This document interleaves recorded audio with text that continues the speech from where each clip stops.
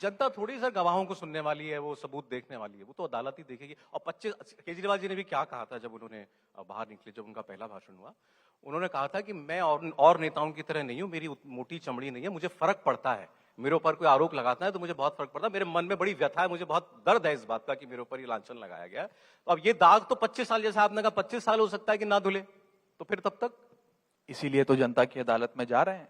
और आप जनता के एक्यूमन को या जनता के न्याय करने की जो समझ और शक्ति है उसे कम मत आंकिए। मैं बस इतना ही कहना चाहता हूं, ये पब्लिक है, सब जानती है, ये फैसला करेगी।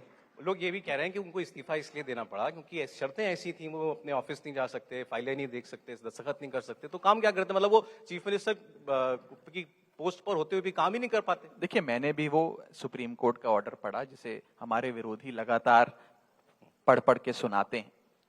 ना सुप्रीम कोर्ट ने अरविंद केजरीवाल जी को इस्तीफा देने के लिए कहा, ना संविधान ने अरविंद केजरीवाल जी को इस्तीफा देने के लिए कहा, यहां तक कि हमारे विरोधियों ने तक अरविंद केजरीवाल जी को इस्तीफा देने के लिए नहीं कहा। उन पर बहुत ही मामूली सा पाबंदियां हैं कुछ फाइलों को लेकर। वे एक सर्विंग सिटिंग चीफ मिनिस्टर हैं, उनके पास पोर्टफोलियोज हो या ना हो, वो बतौर मुख्यमंत्री पूरी तरीके से काम कर सकते हैं, बारिंग 1 और 2 थिंग्स।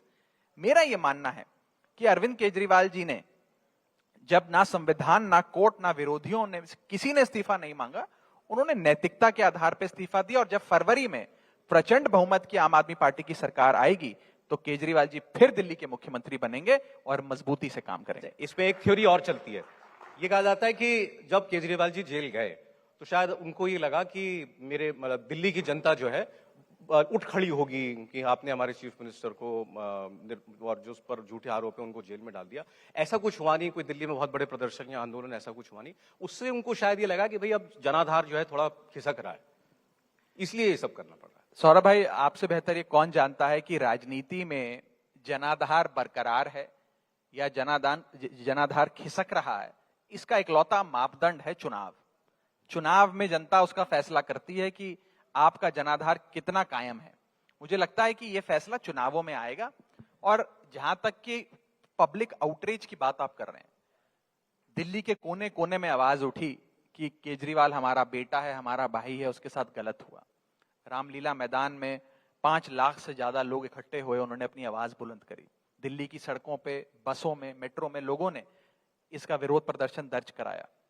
मेरा अपना यह मानना है कि इस बार दिल्ली की जनता अपनी वोट की ताकत से फरवरी में जिस प्रकार से अरविंद केजरीवाल जी के साथ मैं कहूंगा कि 6 महीने बिना किसी दोष के, बिना किसी आरोप के जेल में रखा गया, उसका जवाब जनता बखूबी आने वाले चुनावों में देगी। अच्छा, दोबारा एक बार हरियाणा की बात करते हुए, हरियाणा में इस बार बाइपोलर सा इलेक्शन लग रहा है। आपने कहा कि मतलब 3 ही एबीसी, बीजेपी, कांग्रेस, आम आदमी पार्टी है, लेकिन यहाँ इनेलो बसपा का कॉम्बिनेशन भी लड़ रहा है। यहाँ पर जजपा भी आजाद समाज पार्टी के साथ चुनाव लड़ रही है और उनको लगता है कि भी हमारा, उनका एक बेस है भी, ऐसा नहीं कि नहीं है। रीजनल पार्टीज यहाँ की पुरानी पार्टियां, जजपा की बात नहीं करते, इनेलो पुरानी पार्टी है। अगर, और उसमें आप भी आ गए, अगर इस सब में ये वोट डिवाइड होता है तो फायदा किसका होगा? बीजेपी का। देखिए, मोटे मोटे तौर पे जो मेरी समझ है, और क्योंकि मैंने हरियाणा में पिछले कई हफ्तों से पार्टी के लिए, अपनी पार्टी के लिए प्रचार किया, जो मुझे समझ में आया, एक, हरियाणा की जनता ये मान चुकी है कि इनेलो और बसपा का जो गठबंधन है वो भारतीय जनता पार्टी द्वारा प्रायोजित गठबंधन है। उसे एक ही बीजेपी की बी टीम के तौर पे देखते हैं। जजपा की आपने बात करी, मुझे नहीं लगता कि इस बार जजपा शायद एक भी सीट निकाल पाएगी। उनके नेता अपनी सीट भी अगर निकालने तो बहुत बड़ी बात होगी, क्योंकि उन्होंने विश्वासघात किया। जनता विश्वासघात करने वाले को कभी माफ नहीं करती।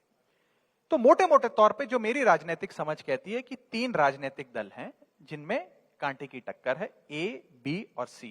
ए for Aam Aadmi Party, B for BJP and C for Congress.